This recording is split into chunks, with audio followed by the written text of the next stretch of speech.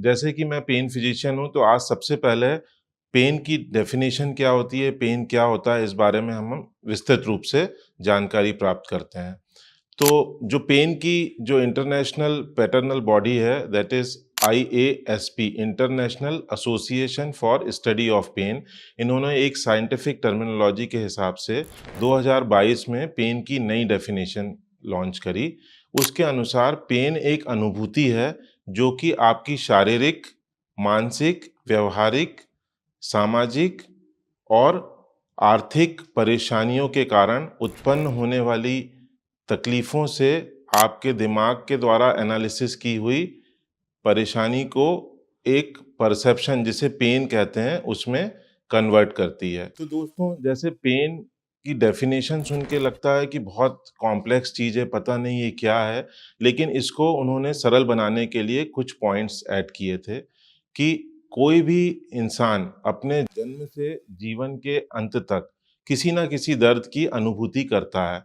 तो इस तरह से वो जो पेन की अनुभूति करता है, वो उसका पर्सनल एक एक्सपीरियंस होता है। तो पेन उसका एक पर्सनल एक्सपीरियंस होता है। इसके साथ ही उसके रोज़मर्रा में सामाजिक, व्यावहारिक, मानसिक, शारीरिक, आर्थिक जो भी तत्व मौजूद होते हैं उसकी लाइफ़स्टाइल में, वो इस दर्द की अनुभूति को इन्फ्लुएंस करते हैं।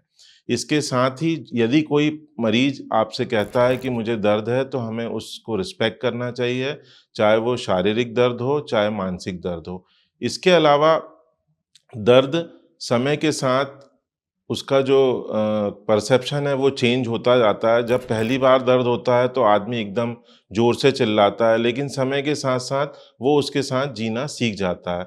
तो इस प्रकार से हमारी जीवन शैली में हमारी लाइफ़स्टाइल, हमारा सामाजिक पर्यावरण, हमारा मानसिक पर्यावरण, यह सब हमारे दर्द की अनुभूति को इन्फ्लुएंस करते हैं। दर्द कई तरह के होते हैं। सबसे पहले हम बात करेंगे एक्यूट पेन और क्रॉनिक पेन के बारे में।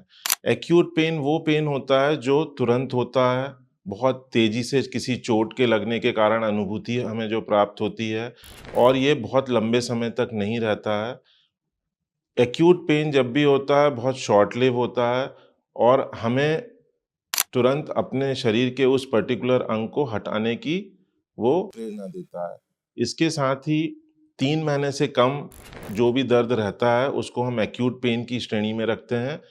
क्रॉनिक पेन 3 महीने के बाद भी यदि दर्द आपके शरीर में रहता है, तो उसको क्रॉनिक पेन की डेफिनेशन दी गई है।